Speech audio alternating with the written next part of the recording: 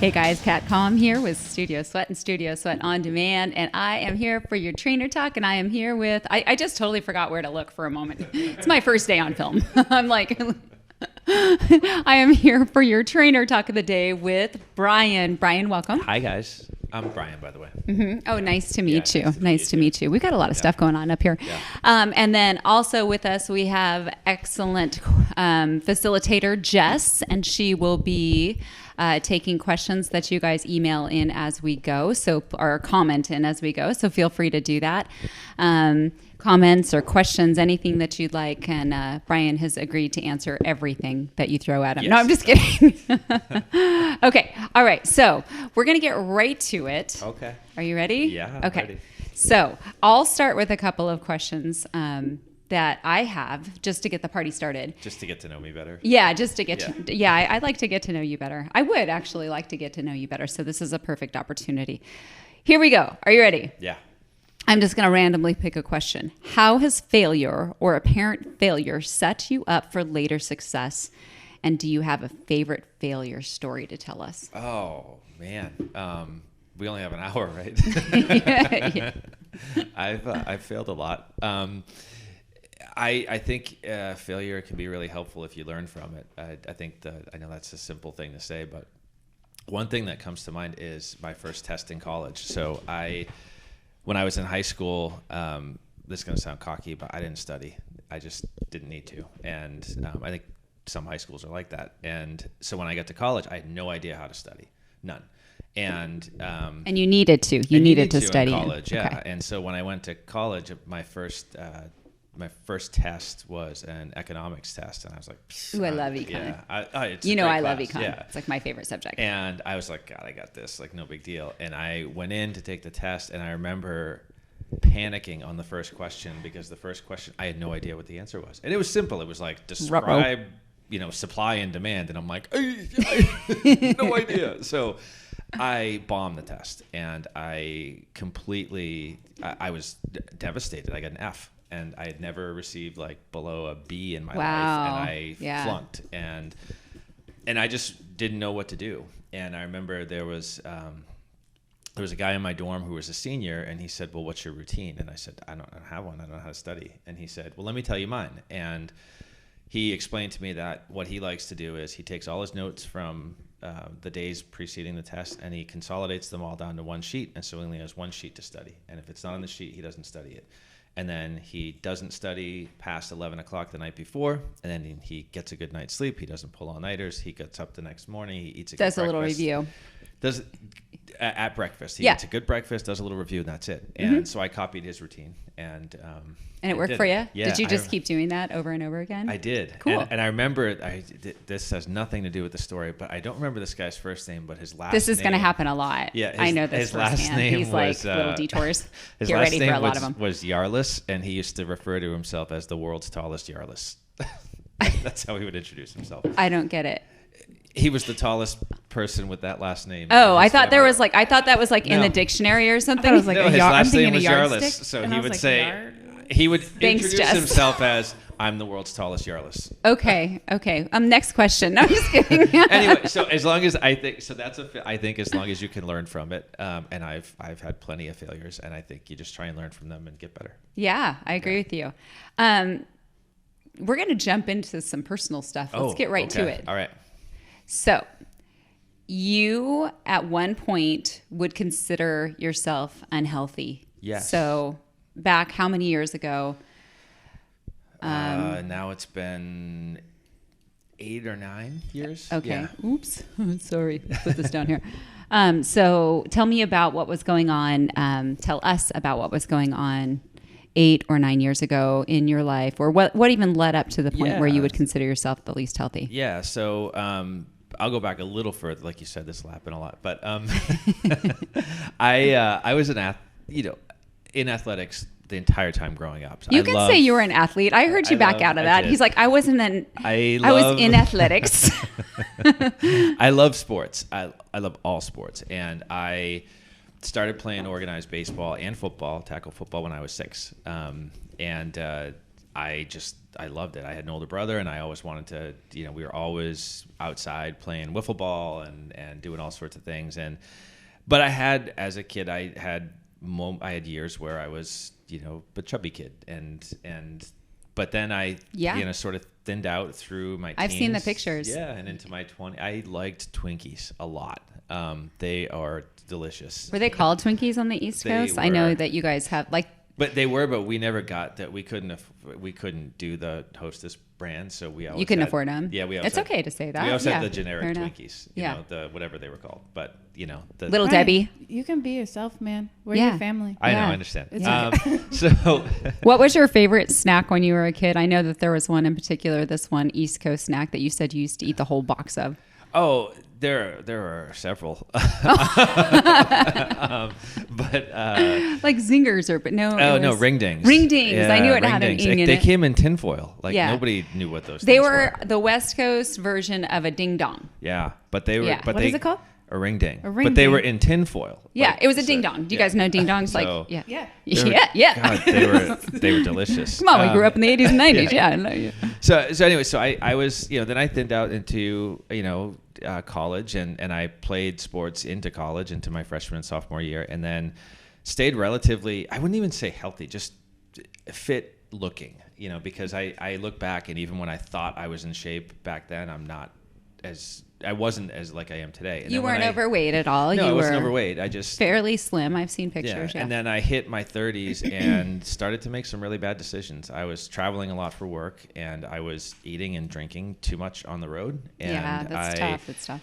When you do the math and you gain, 3/4 of a pound to a pound a month for like 7 years, suddenly you weigh 60 pounds more than you did. And that's what happened. It wasn't like one big boom. It was this gradual 6 or 7 year climb. And I remember, and I was unhappy, in different ways. And then I got to the point, this is going to sound really silly, but the reason that I finally had this sort of, oh my God, I have to do something is, so I wear size 34 waist today, and at the time before my weight gain, I wore 34s, and then I went to 36s, and then I went to 38s, and then I went to 40s, and I was just about to buy a whole new wardrobe of 42s, and I was like, I can't do it. That's funny. You'd think that the jump would come when you hit 40, but for you, it was 42 that you couldn't do. 40, right? I was like, it's just a few over 38. So what? So funny, the psychology behind that. And 42, I was like, I can't do it. I can't.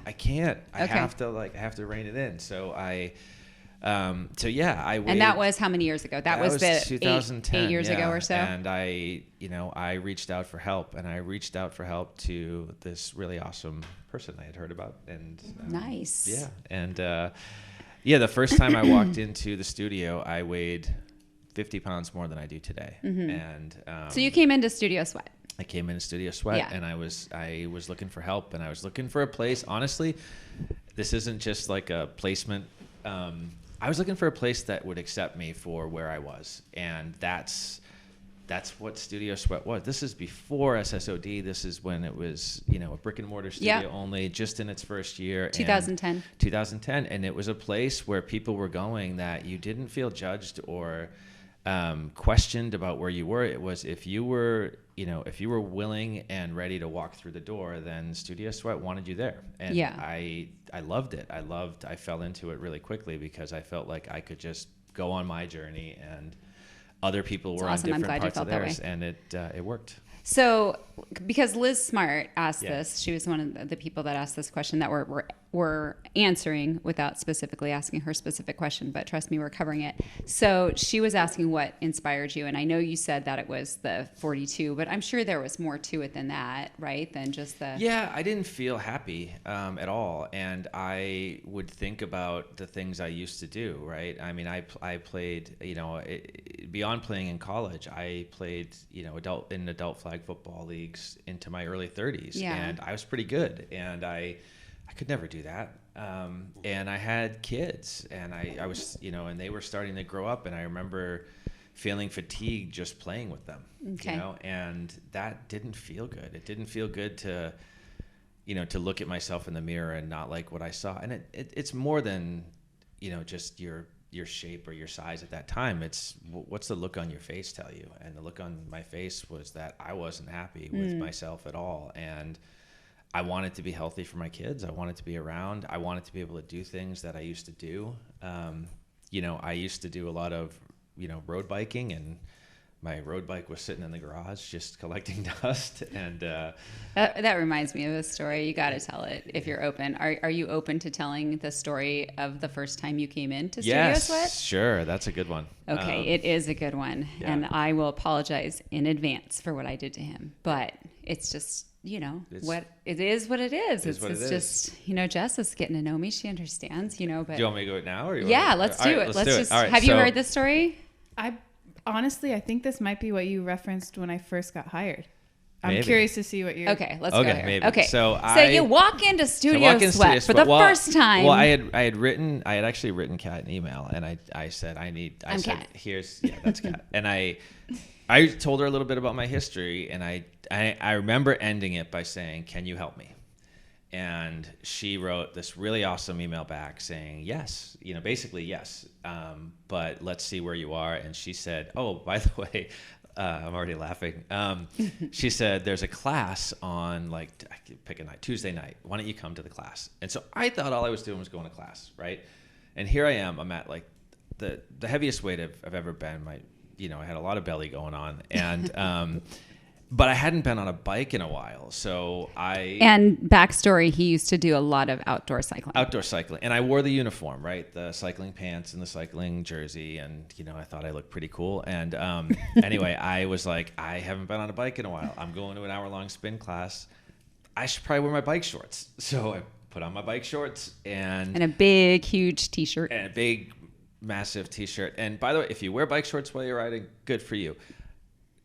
Nobody at this studio wore bike shorts. Yeah, you have to put it into context. Nobody wore it. No, guys wore gym shorts, pretty much. It's an hour, not, Yeah, so I walked And even in, then, it was probably a spin sculpt, which means you were really only on for half hour. So I came in, and I had my bike shorts on and a big T-shirt. That was it. And I thought, I'm just coming in, take class, meet Kat. And I walk in, and I meet her, and she's super engaging and nice and easy to like right away. And I just walk in and think, okay, I'm going to go back and get on my bike. And she goes, okay, shirt off, body fat test. And I'm like, excuse me. Because now keep in mind, we'd already established that we were going to do personal training. Yes. So I wasn't even going to let you get one sweat session in with us until we had a baseline, because that sweat session was already going to start the party. Yeah, she wanted the baseline. So she's like, shirt off. And after a little conversation, mind you. Yeah, but I like it better like, hey man, okay, all right, shirt off. I'm immediately like, oh my, I could literally in my head picture my belly over my tight bike shorts. Right, because they don't do you any favors. They don't do anything. They just, they push it, and it. Yeah. Spanx for men. Spanx for men. And I'm just like, oh, dear God. And so I'm like, yeah, sure. That'd be awesome. And so I take off my shirt. And Kat is very good at what she does. And she's old school with body fat tests. The most accurate body fat test you can do is with the calipers, right? You got to pinch that stuff. It's subjective, right? But yeah. I still think it's the most accurate. But yeah, it's, you can measure it with all sorts of, digital things. But she's like, I'm going to pinch. And I didn't know. I had never had a body fat test done. Yeah. So she starts pinching me. And I'm like, oh, this is getting worse. She's grabbing my fat and she's writing it down. And I just. But I'm very doctor-like, or not that I'm a doctor, but you know what I mean. I just kept thinking, this is rock bottom. This is it. And she finishes, and she was very nice, and we were getting along well. And so she finishes and she writes it all down. And what I didn't know is she had this trainer, this protege, basically, that she was trying to teach things. Mm-hmm. And that trainer was actually... She was shadowing me. But she was in the back room. Kat was polite enough to put her in the back room and say, look, I'm just meeting this guy. He's going to get semi-naked in front of me. You go, and so he's not uncomfortable. But then it seemed like I was comfortable, and I was. And he did. He seemed really comfortable and like, yeah, no problem. I'm ready for this. So she said, hey... because I didn't think it could get worse. I remember I said it's rock bottom. And she said, oh, hey, would you mind? My protege's in the back room. I excused her, but It'd be really good if I invited her out and she did the same test on you and I compared her measurements to mine to see how well she's picking it up. Because how else will we know, right? Like if she's ready to do this on her own. And I was like, fantastic. And if she has friends, let's call them. And maybe we could do a little conga line of attractive women out the door, and just all night long they can pinch my stuff. In walks Octavia. Yes, her name's Octavia, which, yes, she is as beautiful as any Octavia you've seen on TV. Yes, Octavia was a good-looking young trainer, and she comes out and she does the test, and I think she did pretty well. She did. Yeah. Yes. Yeah. Kudos to Octavia. Yes. Yeah. And that's how the journey began. Yes. So, So that's a good one. Okay. Very good. She still likes me too. Yes, I do. I do like you. Okay, so let me ask a couple more questions, and then we'll get into some questions that Jess has. Do you have questions coming in, Jess? Okay. You know what? Let's actually. I don't want to miss any of their questions, so let's get to their questions, and we'll see if they cover any of mine. Okay. Lots of comments too. They really they want you guys to know how much they enjoy these trainer talks, and they want to know, do you guys enjoy doing them? Like, are we as hyped on it as they are? Because they're literally, they love this. They're all talking about that they like got their snacks and they're like watching it like a novela, you know? Well, like it's my first one, but I've been here. I've either watched the other ones live or I've watched them back. I think they're awesome. And AJ just joined. I saw. Yeah, Hi, AJ. And AJ. Bethany usually does too. So it's just funny that how many. So they're always curious. We do. I've been here for all except for one of them, and I simply love them. Yeah, and I think they're great. I just think it's a real natural thing to share our conversations with you, and I think it's really cool that you guys get a little insight into the trainers that you are taking classes from virtually, most of you. And so we're happy. We're happy to do these. They're fun. Yeah. And Jennifer Farnsworth in Colorado wants you to know she wears bike shorts. That's cool. There you go. Cool. Boom. She always will. That's fantastic. She's your people. All right. So I feel like we should maybe just start with Andrew. Okay. We know Andrew. Of course. We have to. Yeah. King Andrew, Scotland. He has, this is a great question. I would like to know this. He said, if you could play in the NFL. Yeah. And I love on these what questions. team? Yeah. We all know that. Yeah. Okay, Of course, we know that. What position would you play? Wide receiver. Dang, you didn't even take a No, breath. it's wide receiver. Yeah. That's it. Yeah. Why? How come? Because that's what I played in college. So in high school, I played receiver on offense and defensive end on defense. But I was a small defensive You played end. defensive end on defense? On defense, yeah. Yeah. It's funny. Oh, welcome to our world. Anyway. But my high school team was really good and had a bunch of really big players. So I just played on the outside because I was fast. So that didn't translate to college. But in college, for the college I went to, I was decently speedy. But I would play wide receiver because that's the position I know. And it's For what team? For the New England The Patriots. Seahawks. Yeah, for the Patriots. I heard Seahawks. I heard Steelers. Lockett and Russell But Wilson. I would be a two-sport guy, right? Because really I was supposed to be center fielder for the Boston Red Sox. Oh. They never called, though. Right. You didn't.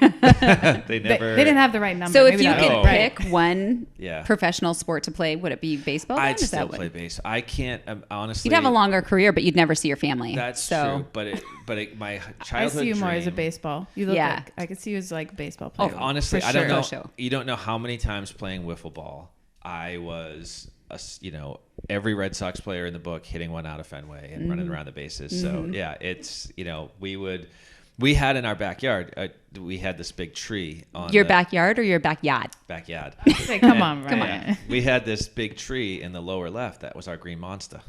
Oh, really? Yeah. So if you So don't where are you follow from? Boston, if you don't follow baseball, Fenway has a big wall on left field, and they call it the Green Monster. Or if you're from there, Monster. So really, where are you from, though? No. Worcester. Worcester. So Worcester, Mass, which is in central Massachusetts. It's spelled Worcester. Worcester. Pronounced Worcester, not Worcester, Yeah. not Worcester. But there is a town spelled the same way with a D that they pronounce Dorchester. So Worcester is Worcester, Dorchester is Dorchester. And you get all kinds of grief if you don't live there and Yeah. you don't say them right. But so Yeah. it's a no-win situation. Yeah. Okay, cool. All right, Yeah. next. Okay, so Linda, and I'm gonna do my best to pronounce where she's from in Wisconsin. Okay. Okonomowoke. Walk. Oh my God. Okay. No joke. It's like 65 letters. Okay. Wow. Go Packers. In Wisconsin, right. She wants to tell you first that she learned the overhead tricep properly from you. And thanks to you, good. she has triceps. And then her question is, what is your favorite cheat day snack, whatever, today? We know what it was back in the day, and I don't know they got zingers or zings. It's sandwiches. Zing zongs.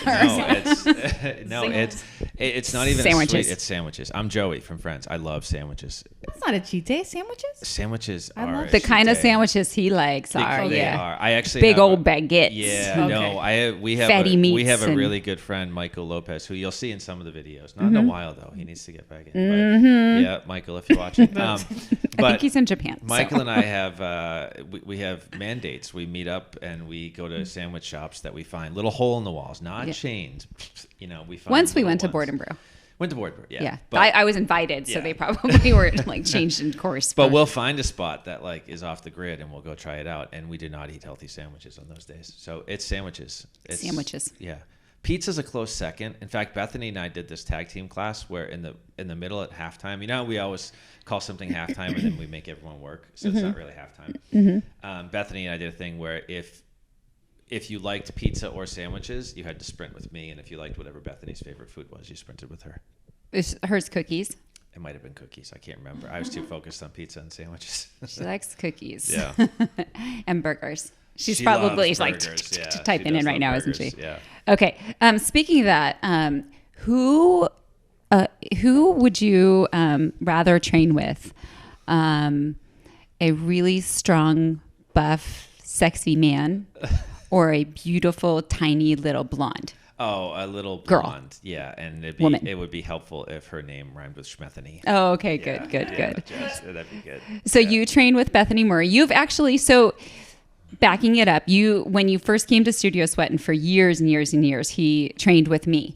But there was a point where there becomes a conflict of interest because you get married or start dating that I didn't feel was appropriate anymore. And so moose on the table, boom. Yes. For those of you that don't know, I am Brian's wife. Yes. And that didn't happen for many years. We dated for years before. And as a matter of fact, those of you that have been with Studio Sweat On Demand or Studio Sweat for a long time, we weren't dating when you probably first saw us.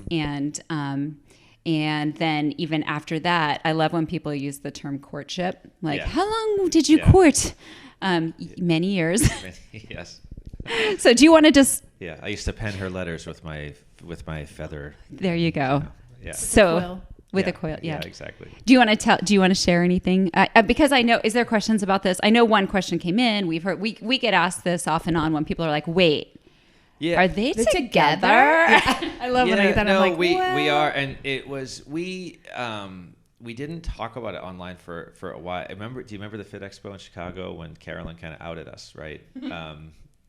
I don't remember because that's because my memory sucks. We sometimes would go to these fitness conferences, and we were at the point where we weren't even engaged yet. We were dating, but we just didn't. Our friends knew, but of course, yeah. And people who come to local studio knew, but we didn't really, not for any reason other than we didn't. Talk about it. Yeah, we didn't. Yeah. And then we were at this fitness conference, and we were with one of our friends, Carolyn, who's one of our guest trainers, who's amazing, by the way. So amazing. Just a great trainer. And Carolyn was at this event with us, and we were gonna go up on stage and do this 20-minute. Oh, she did session. on a microphone, She didn't did she? on a microphone. Yeah. She went up to introduce us to come up and lead the next session, and she said, and I'm going to introduce, one of the best couples I know, We're like, just madly in love. And we're like, oh, thanks. Yeah, okay. So there's that. Yeah. All right. Yeah. And how long did we date before we were married? I know people are going to wonder this, so let's get it out there. We dated for 5 years before we were married, but from engagement to marriage was 7 weeks. Yep. Because once I decide like, okay, let's do this, that's just kind of how I roll. Yeah. So, well, I mean, honestly, here's the thing. You can plan when you're planning a wedding, there's so much work that has to be done. Okay. No matter what. Mm-hmm. The last thing I wanted to do was spread that stress out over a year. I'd rather just have fun, be all in and just take, 7 weeks, was it? 6 weeks? Yeah, 7 weeks. And just get it all planned. Yeah. You still have to find someone to perform the ceremony, the flowers, photographer, like all that stuff. And what we had for our reception meal? Well, first of all, we had our reception at the studio, which was really cool. It was super fun. I was like, why would I rent a venue? I'm paying for one right now. Yeah. So we got married on the beach, and we had a reception at the studio, and we had, for our wedding reception meal, we got a waffle truck and we got fried chicken. That's right. So we had someone come in. Can you get married again? Yeah, right? Because I love me some fried chicken and waffles. It's the truth. I do. I love fried chicken and waffles. And I just didn't want like that traditional meal, And so I like talked him into it. And we had this waffle truck, like a street vendor truck come in, and people were able to go and make you were there, right, Eric? Yeah. Make your own waffles. And then we had one of our friends who's Eddie, who's an amazing caterer, come, and he actually made fried chicken on site. So he was like frying it and serving it. Yeah. It was, and we had a delicious salad and some legumes and we did stuff like that. So we balanced it out, but it was good stuff. Okay, where were we going? Sorry. I don't know. Okay. All right. I don't know where we're going next. Well, let's go to Miss Paige. She said she's writing in from snowy Syracuse. Okay. First of all, she loves your classes. She thinks you're motivating, and your coaching and structure is incredible. And she wants you to know, do you pick the music first and design the class to match, or vice versa? That's Forget a great I'm here. question. Just like I'm not here. No, that's a great question. He always writes his class first and puts his music second. For the unless there's a jam. For the filmings, I do. So for the filmings, I always design the class first because I want to make sure that it is something I haven't done before. I try and make each filming I do unique in the sense that it's different than what I've done before. But I also I love patterns. I'm in finance. I love math. So I love coming up with some kind of a pattern, or I think about what objective I want to do. Like Kat asked me I remember the last shorter one I did. She asked me to write it in a certain way, and she gave me ideas, and that's how I came up with the chase, because I thought, it'd be really cool if we did this one where you're visualizing chasing somebody down, and that's so I had the idea first, and then I designed the class. But mostly I think of the class, I design it, I put the music. Two exceptions. One, if there's a song I really want to get in, I might have that song, like I know I'm going to do it. Now I would say on the daily, yes, I'm very guilty of like, I want to do these songs, and I dump them in a playlist. Then I'm like, why guilty? Why would you use the word guilty? Because that's not the proper technique. There is no one size. I know, but it's not the way that you are instructed to do it when you get certified. But it's not my advice generally. And you took 1,000 of my classes first. Let's go ahead and we're putting lots of mooses. Yeah, is it meese on the table? No, which I think is important for another thing. I think every instructor has their unique training style. Mine is, if I had to pick a trainer mine's most similar to, I would pick Kat, because I took so many of her classes, and that's who I learned from. I learned by doing, and so we're different in our musical tastes are like right on top of each other. Like I love hip hop just as much as you do. No, our musical tastes are a little different, but I learned a lot from her, and so you have great music though. It's just different. Sorry, thanks, babe. No, I just did your mom. I did what it's all right. Yeah. What's your mom do? Wait. People love when you talk about your mom. I know. That's why I thought I'd go there. You're like literally the most motivational one of the trainers, and like you push them right at the right moment. They all want to know more about your mom, because sometimes I know I take your classes at home, and you talk about your mom, and I'm always like, what's Brian going to say about his mom today? Yeah, my mom's awesome. She's very Massachusetts, and I mean that in both an endearing way and and other ways. She's fierce. Yeah. She's tough, and she's Massachusetts people, at least where I'm from in Worcester, can be kind of glass half empty versus glass half full. And it's true. It's just the way they are. Yeah. But the thing my mom is, she's such a hard worker. And she has been since she was 16. Yeah. Yes, and she's she never asked for a handout. She had kids young. There's 4 of us. she had 2 kids by the time she was 18. She was married, to my dad, if you'd believe that. But they were married for a while until all 4 kids were born, but then they got divorced. And for a little while, my dad wasn't in the picture very much. But even after he was back in the picture, we all lived with my mom full time. We never had a split custody thing. And so she was raising 4 kids in a household. Just one tough bird too. And she would work multiple jobs. She's been working at a dry cleaner for 35, 40 years. She would work overnight shifts at a fish market for money. And she did it all. I mean, the thing I love most about her too is she didn't let us know we didn't have any money, right? We didn't know. We had just had this awesome conversation about, because Kat, same thing, didn't grow up with any money, and you didn't know it, right? You didn't know any better. No, I knew it. Oh. I mean, I lived in a double wide. I mean, it is what it is. No. I had no idea, right? And I didn't know. Like, I remember thinking, wow, my mom makes these awesome meals. So one of her great meals that she would make was cream of chicken. We're having cream of chicken tonight. Cream of chicken. It's the best go-to. Was Wonder Bread with cream of chicken soup poured over it. Miriam, if you're watching, can you imagine? And canned peas on top of that. That's her face right now. That's it. That sounds like a wonderful comfort food to me. The whole meal was 79 cents, right? Yeah. And so I had no idea. And so we just had this amazing conversation. Where were we? We talked about this, how like... We were at the gala. We were at a gala for that medical foundation. Yeah, and we were talking about like all these foods we ate growing up, like steakums and... We don't have steakums on the West Coast. Oh, what? But... Steakum? Is that like steak on a stick? It's like, our equivalent of Salisbury steak. But it was in a package. Sort of. And like already marinated? No, marinated. No. I don't know. I don't know. I'm trying to understand. I didn't even know if it was really meat. Like somebody asked, like, why was it called steakum?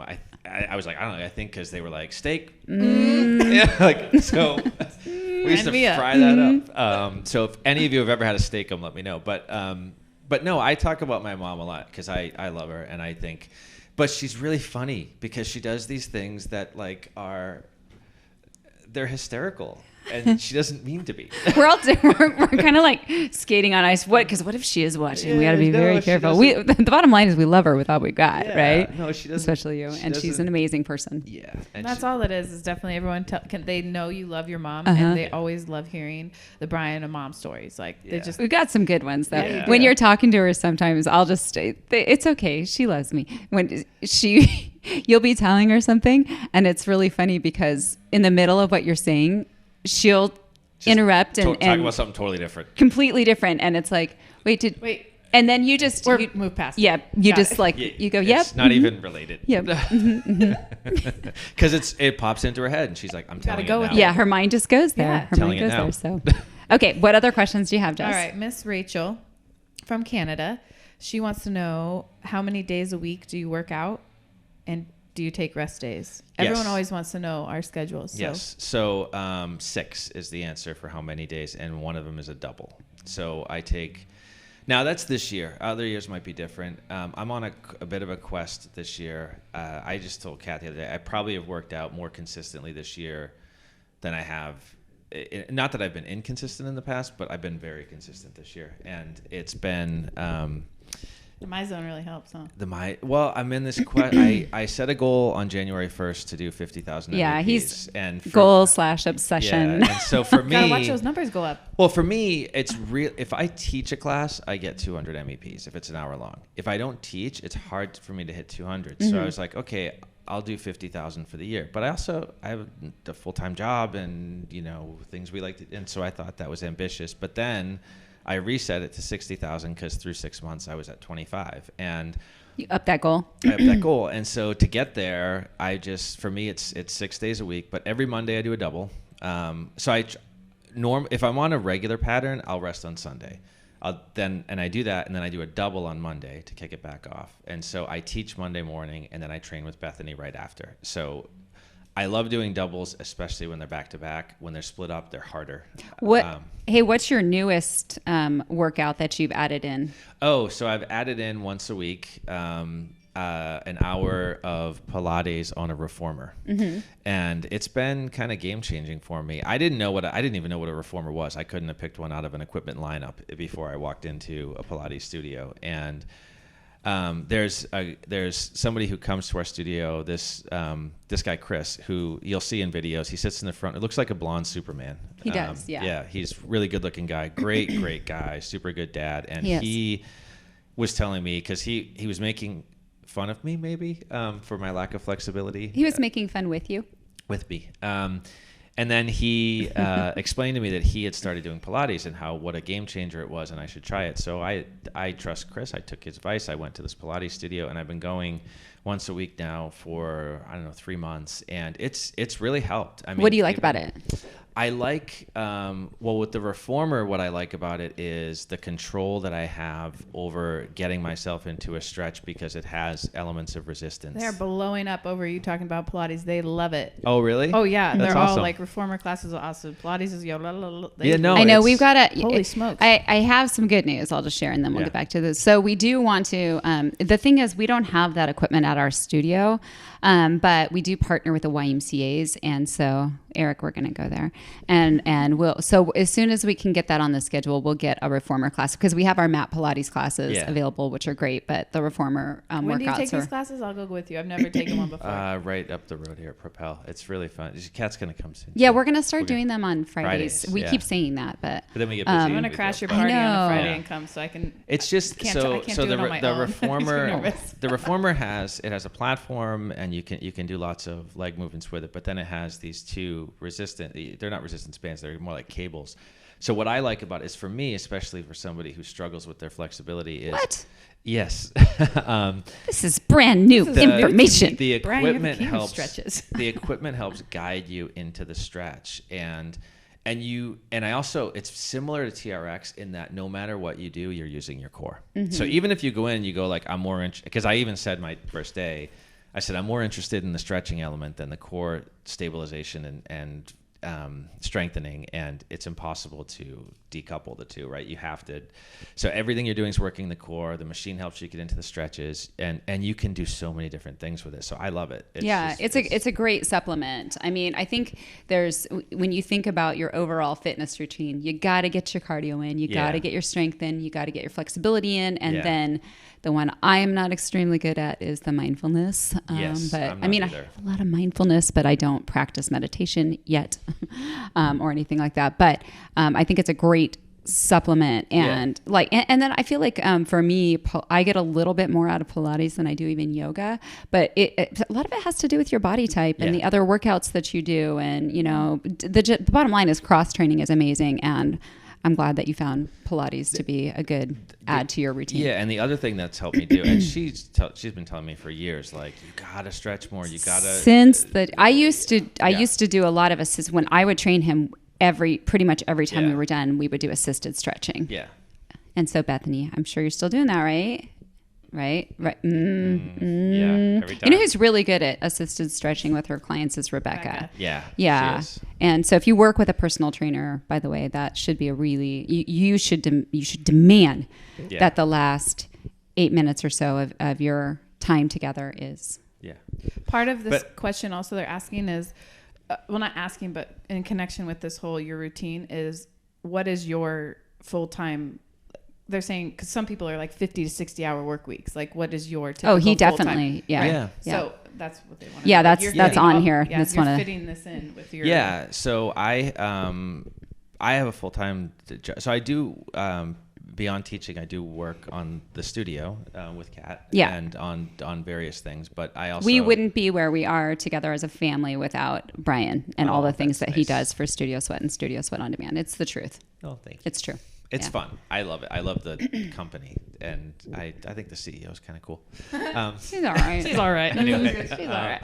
But no, I have a full-time job. I work for Hewlett Packard, and HP has a 3D printing division, and I'm the CFO of that division. So So you really do like math. Yeah, I do. Yeah, like math. that's like a math nerd. So I have to travel a bit for that job, and so going on the road is important for me to keep up my routine as best as possible. But MyZone's been it doesn't have to be MyZone. A heart rate training device has been instrumental to both of us when it comes to travel, because the thing that changes is that immediate gratification when you're done with your workout. And so for both of us, I've seen that if we forget it, we're like, you don't find yourself quite as motivated.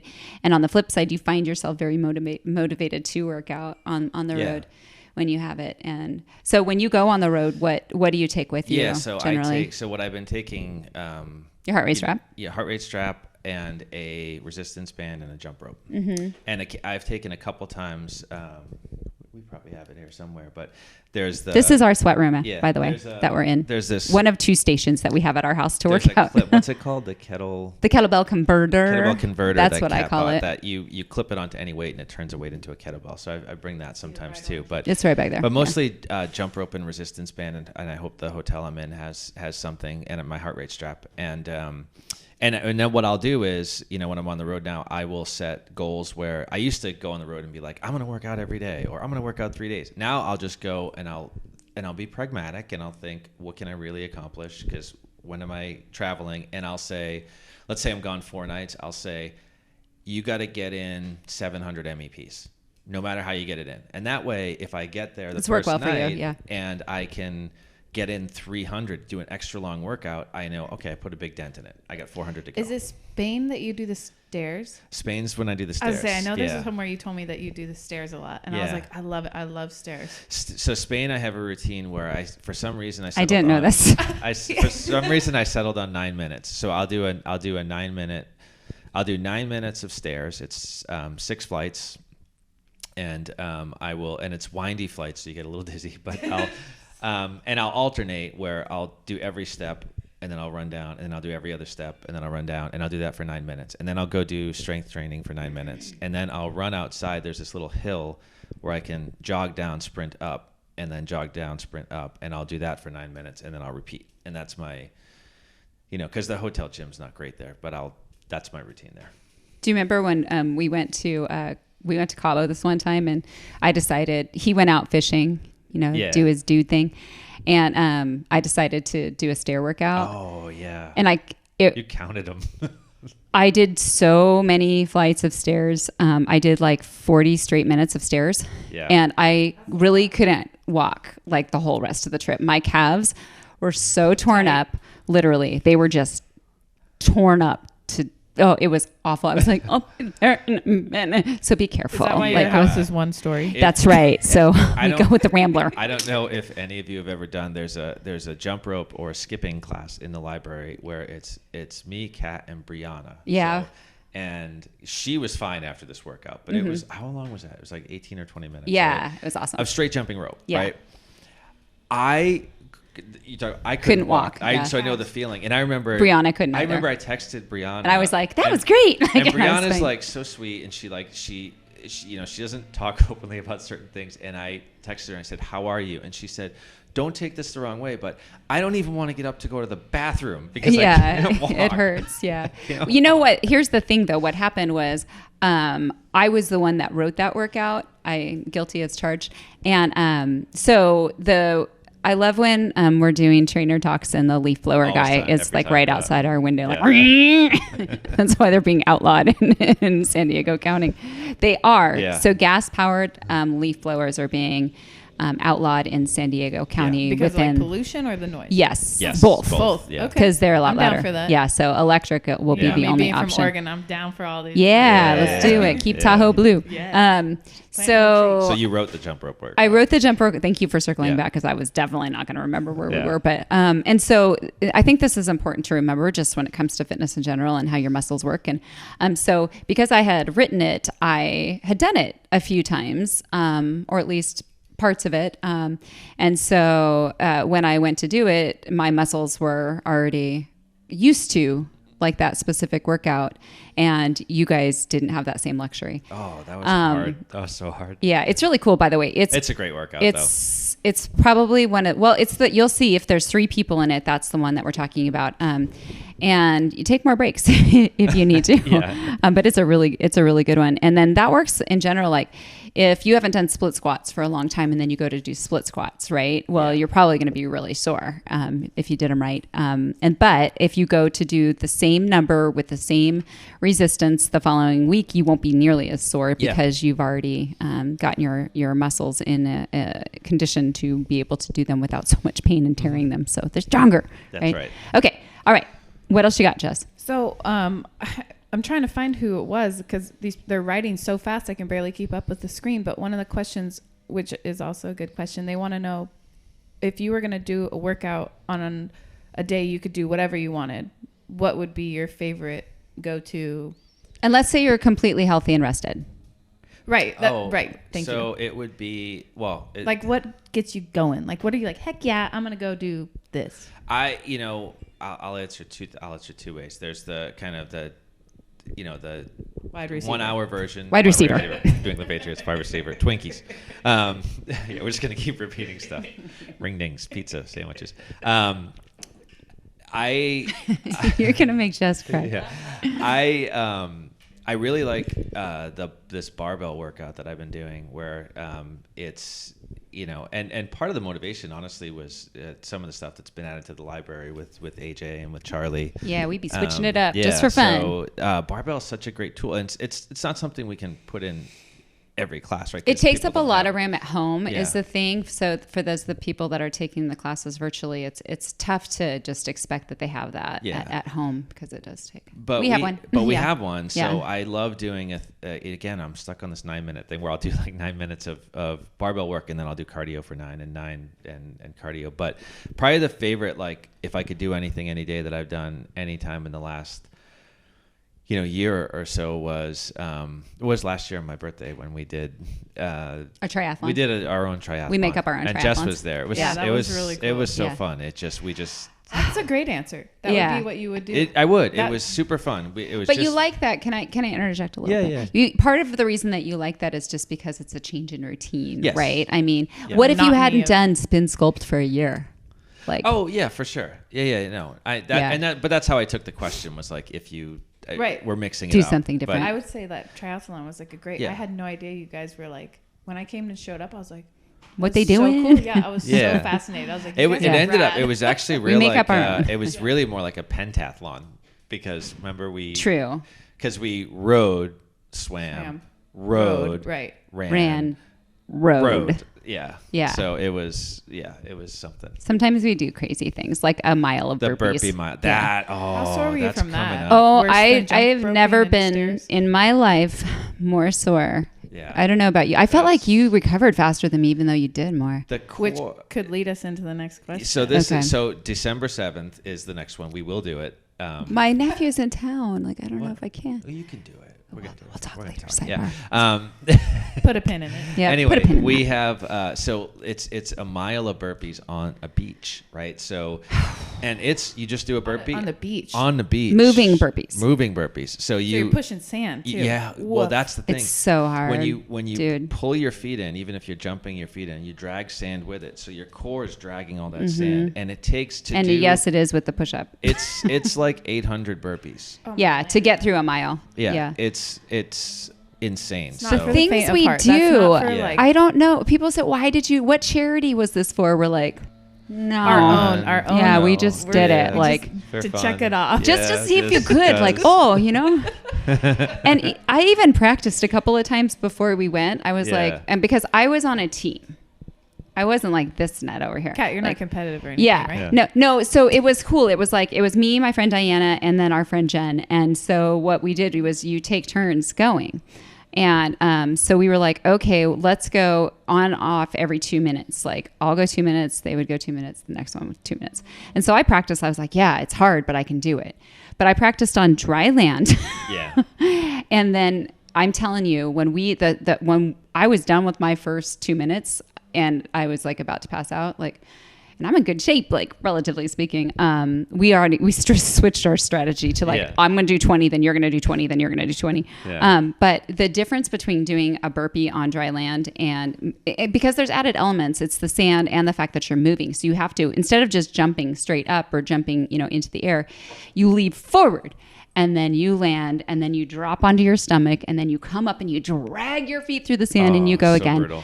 And my core was I was curious what's going to be the sorest: my legs, my core, shoulders. But bar none, it was my core, and it didn't heal. So that means you for did over them correctly, a week. You were doing them proper form. Look, I was just trying to get through it alive. It took me an hour. I remember the time. It took me an hour and 37 minutes. Yeah. And I wore my heart rate strap. I was in the red for like an hour and 22, like straight red zone for an hour and 22 minutes. How hungry were you after? We crushed food. We crushed food. That's all I think about. Hard. After. Yeah. So it was funny too, because I looked at my calorie burn and it was like 1,000 or something like that. I was like, I literally just destroyed that in one lunch. Yeah. I'm like, oh well, it was, and afterwards, it's one of those things where it's, it sucks like doing it, but then you're like, you guys up for next year? Well, yeah, this is our group. The guy who runs it was this guy who started it up in Hermosa Beach, California, and after it was over, he's like, "Who's coming back next year?" And like almost unanimous. Everybody was there'd be like one guy in the corner. I like the punishment. I'm down. No, there'd be like one guy in the corner like, nope, I'm out. Yeah. Okay. All right. So Miss Elaine from Portland, Oregon. I had to PNW. Like, those are my people, That's right. She says, "How do you stay injury free when you work so hard?" There's lots of stretching. Yes. Or is it like, I got a tinge, and then you? He actually doesn't get in. You do not get injured very often, though. I will say. So then, do you do like SMR? Do you roll out? Do you get massages? Gosh, I wish I could say yes. I hate massages. Honestly? I hate massages. I can't like when do we you go get an infrared wrap. I mean, I know we keep doing Nothing? like the sidebars, but when we go on like vacation and get a massage, she wants like deep tissue, get in there, people standing on her, logs digging into her back. That's true. I'm like, hey, if you're gonna do it, do it, right? Can you keep your distance? Can you just? Yeah. That's fine. That's how I am. I can't do it. Really? Are you just? Yeah. Brandon's like. Oh, it makes me sick. Foam rolling is so hard for me because it's hurts. Yeah. So I don't know. Definitely. I get little thing. I wish I could tell you that I do more than. I mean, the Pilates has helped, and I've been better about longer stretches at the end of my classes. And like I ran this morning and I stretched after, which wouldn't have been the case maybe 6 months ago. You just don't get injured though. To be like, I was just gonna say, I never hear you say like. I'm trying hurting. to think. I hear you say like, I'm sore, or I'm aware of a muscle that I worked. I've known you 10 years, and like I'm trying to think if there was even one time where just the weight on the toe. If you drop a dumbbell, like a 30-pound dumbbell square onto your toe, it is going to crush it. One. The day before a triathlon. So wait, hold on. More importantly, did you still do the triathlon? Of course. You did. So we against his doctor's advice. This is actually a fun story. So what happened was Kat was still teaching the noon spin sculpt on Thursday in the Studio 2. The triathlon was Saturday. It was my first one. We had trained really hard. I was very worried about the swim, but we were ready. Yep. But she's like, I'm like, are you gonna take off Thursday and not teach? She's like, no, I'll teach, but I'll just wear like regular shorts. That way I won't put my spin shoes on. So that way I won't work out really hard. Okay. So oopsie. It's a good plan. So I'm like, I'll do the same. I'll come to class too. And I'll just, kind of do it with you. But and mind you that we don't generally train for triathlons. I'm not going to lie. We usually just like, we're like, no, we work out all the time. Like we're just going to go have fun. Yeah. Because if you train, I feel like there's this pressure. Yeah. To do well because you're liked. So we just like we're like let's just go do triathlon. Yeah. So but this one we trained for. We did. And so so we go and take the class, and we're a full or a half. Someone just asked. What's that? This was a sprint. This was a sprint. Yeah. So but it was my first one, and I'm not. I swim about as well as a bag of rocks, right? So it was a big deal. And so we're helping put weights away after, and I went to put weights on the top rack. A dumbbell. And I didn't drop weights. What happened was I put the weights down and the rack shook, and a 30-pound weight was hanging off the middle rack, and it fell right on my toe. And Bethany and Kat Like, were the only two in the studio. Straight down. And I just started ripping off swears. I mean, I was lying on the ground, rolling around. I like ripping off swears. And Almost ripping off swears. So I pull my sock off, and I've got the black toe, right? There's blood underneath it. And Kat's like, we got to go to my house. Cut it off. This before we it's before we lived together. And she's like, we got to go to my house. And she's like, I got to get that blood out of there. So she heats up a paperclip. I'm not scared of blood. No. So she heats up a paperclip to get it all I've done this before. And I've got 3 stuck kids. it into the middle of the toenail, right? Yep. And Are you sure you weren't supposed to be And it was like, blood just was like, like a geyser. So it relieved the pressure, but then she's like, you got to go to the doctor, right? Yeah. So I knew my limitations. Gonna need I'm antibiotics now. So, yeah. So I didn't go to the doctor until the next day. So I go to the doctor on a Friday. No, I went to the ER, and the ER's like, you got to go to a foot doctor. So I go to the foot doctor on Friday. Yeah. The foot doctor. Doctor. The doctor. And anyway, I walk in, and she takes an X-ray and at the doctor, and she comes in. I'm like, is my toe broken? She's like, nope, it's shattered. Like different than broken. Many and pieces. I'm like, oh, okay. It's and then crushed. she's like, and we got to take the nail off. I'm like, oh, all right. I'm like, well, what should I wrap it in for my triathlon tomorrow? Just gonna say, and all you're thinking about Because is this is Friday. This Friday, the triathlon. Yeah, And she's like, you're not doing a triathlon tomorrow. And I'm like, yes, I am. And she's like, no, you're not. And I'm like, yes, I am. I'm like, do you want to do this all day? Yeah. And she's like, you're going to hurt yourself. I'm like, cool. Like, what I do already do? did. And she's like, worse than this. Yeah. she's like, what type is it? And it was ocean swim. She's like, I can't take the nail off because you'll get infected. Yeah, in because the ocean. bacteria in the ocean. She's like, so you got to just leave the nail on until Monday. And she's like, you're going to be in a lot of pain all weekend. And I'm like, okay. And she's like, all right, I'm going to tell you one last time because it's my responsibility as a physician to tell you that you should not do this. And I'm like, okay.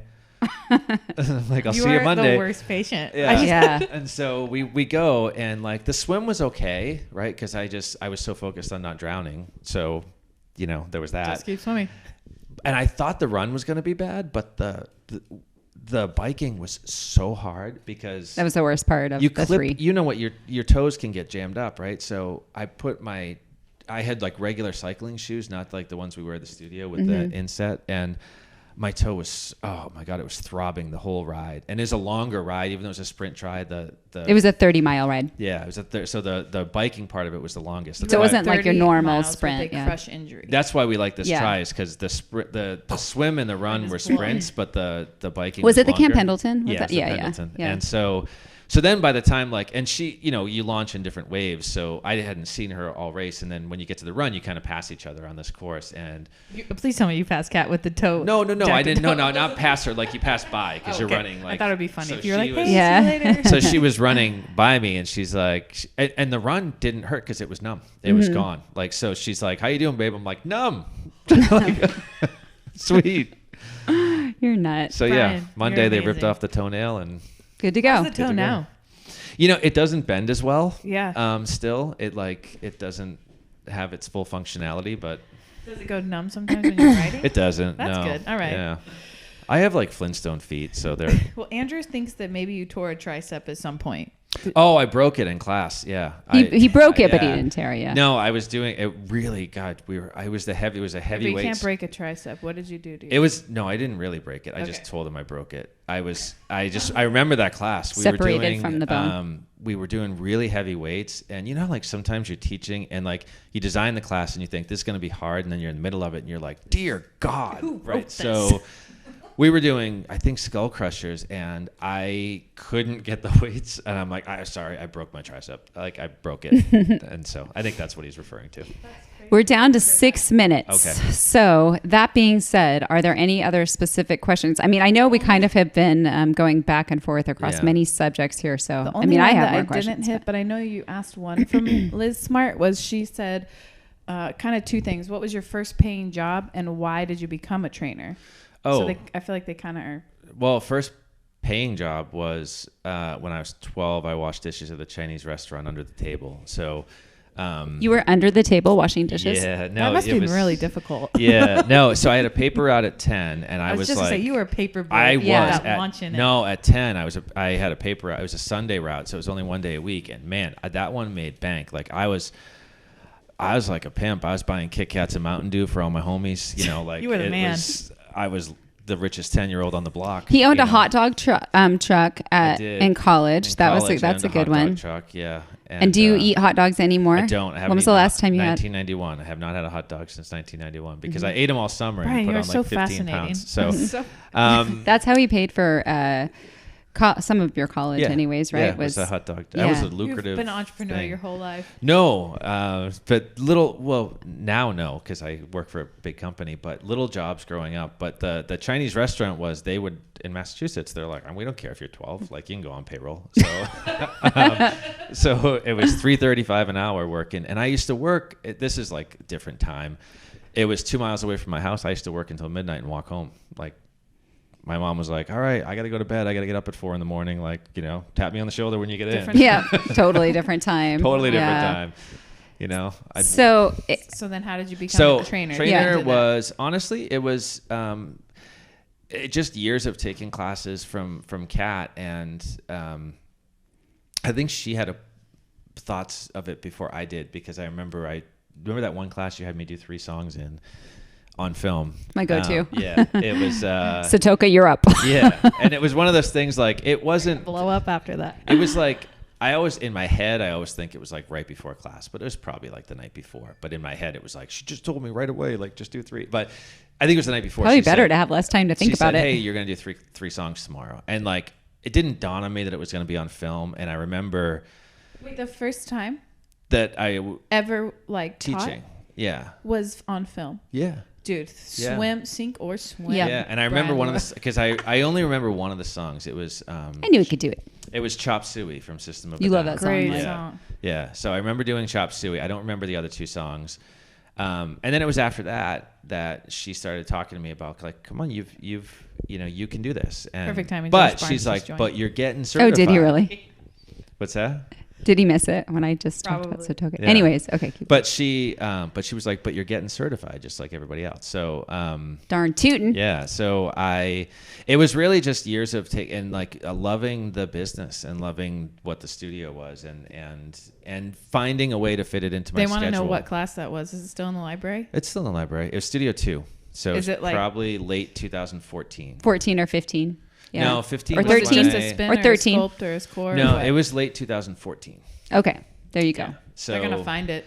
It was 3 songs. But I remember. Do a keyword search for Brian. Probably fall of 14, because my first class solo was January 15. But that was so if they do a keyword search for Brian. And then they go down to the 2014s. It'll be the only one. Yeah. I don't know if I could even watch it. You've really gotten better. You've gotten feedback. Like people will say, "Oh, it's clear whether it was a 2015 Brian class as compared to like one of your in the last like couple of years or something." Yeah, I think that's fair. I think I remember there's songs that I still use now occasionally that I remember thinking. And I'll climb to them now, and I don't know, like I'll think, God, I think I used to do a fast flat to this, like because I did. You've grown so much. Yeah, I've grown so much.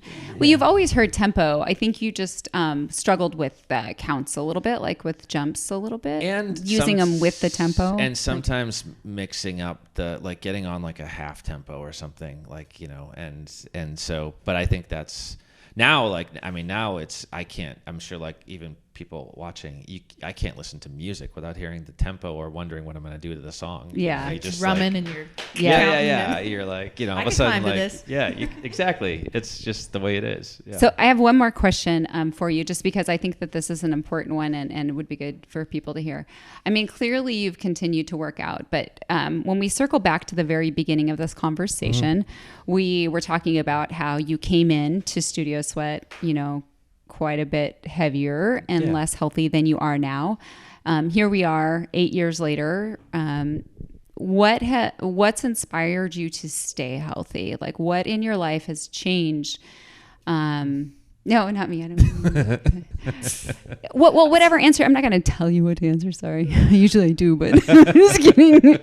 No, but you know what I mean? Like, I know that's it's a common question people have, like, because it's one thing to get healthy and it's another thing to stay healthy. And so, and notice I'm not saying it's one thing to lose weight and another thing to keep the weight off. I don't really think of it that way. And I don't want you guys to either. So you got healthy, you stayed healthy. You know, you look at Olga got healthy. Yeah, she lost 100 pounds, party people. Yeah, she kept it off for years. So, but anyways, yes, she was 100 pounds heavier and you were 60 pounds heavier. That's a lot. Like, you know what I mean? And so but you added muscle mass. He didn't used to have any shoulders. I can show you a picture. That's the first thing when I looked at him, you know, just when I was doing his body fat test and I was like, and we got to build you some shoulders, because he was shaped kind of like a Christmas tree. I'm like, how would you feel about me adding some shoulders to that package there? So a lot of people asked about diet, which we didn't really touch on. So maybe while you're answering that, you can kind of touch on. Yeah. So are you at 80-20? Yeah. No, but it's like couple 100% days where you're on point, then you have a few 80% days where you have one like, hey, I had a little piece of chocolate. No, we're pretty consistent, to be honest with you. I mean, we have, so I'll answer that to what I like how I feel. I mean, I like that's the simplest way I can answer it. I feel good, and I notice things now when I'm off track. I mean, I'll just tell a little, like, we went on a cruise recently and we got back from the cruise at so hard, and we worked out a lot on the cruise. We did more than any vacation I think we've ever went on. And it was because we were with this group of people that were kind of like-minded. Yeah. And everyone was like, okay. I mean, they at like 5 PM would be like, we had this group text, who's going to the gym? Like, meet me at the gym. I'm like, what? Yeah. So it was, no, I'm having a margarita. It's 5. Like, but even still, like, I got mine done this morning. we got home at like midnight or so and I had to get on a plane for work 6 hours later. And I just remember getting on the plane and like strapping my seatbelt in and going, whoa, like, oh, there's the cruise. And I didn't like how it felt. And so, and I knew it was temporary and I could get it off, but I like how I feel. And it's more than like what the scale says or anything else. It's truly like, I know it's cliche, but like, do my clothes fit? Do I like how I feel? Does my endurance feel good when I go on a run? Running, I don't love running. I still don't love it, but I still do it twice a week because it's a great barometer for my endurance. Like when I'm running and I feel like I can go run 40 minutes, 50 minutes and feel fine. Mm-hmm. If I'm off on my endurance, I won't feel fine. And so I just like how I feel. Diet, we eat, honestly, during the week, we eat pretty healthy. We don't, unless we're doing a program, we just, we eat the healthy, the right balance of, protein, carbs, fat. Who cooks? You cook more. Yeah, I cook more. Yeah. I cook. I like it. And a lot of times I'll be in, he'll be cooking because he really enjoys cooking. Yeah. And so I'll be sitting working because I kind of have this afternoon, well, it's usually evening, you get emails from me like where I'm still trying to catch up from the day. And that's often when I'll have a little time to engage with comments that have come in on Facebook and stuff like that. So I'll be in at the island and be just chilling out, like doing that. Because it's nothing I have to focus super hard on, and he'll be cooking. So it's kind of an evening routine for us, And then we have our things like, I got pulled into this part of the family, Donut Sunday. Donut Sunday's real. It's a real thing. But that was her thing that I've since adopted, and I look forward to it. It's, so we do have our treats that we take advantage of, but it's mostly just a day-to-day thing. And I honestly like how I feel when I'm eating right. You really focus on, I'll answer this a little bit because I see it from, a different lens. So you're really good. And this is something I talk about all the time about focusing on what you should be eating as compared to what you should not be eating. And so, I didn't get in my greens today, for example. I really I need a big salad for dinner. so that's one of those things that you're really good at. So anyhow, our time is up. We're at 1:34. I hope you guys had fun and learned a lot about Brian. If there's anything that we didn't answer, any questions that you'd like for him to answer, you can comment below. And if you know Brian, he'll go back and he will answer your questions if we didn't get to him. Someone who will answer it. Yeah, exactly. So round of applause, Jess. Thank you very much. Thanks, guys. Have a great day. Facilitator extraordinaire. And thanks for joining us, Brian. Appreciate it. Okay. All right, you guys. Have a great weekend. We'll talk to you later.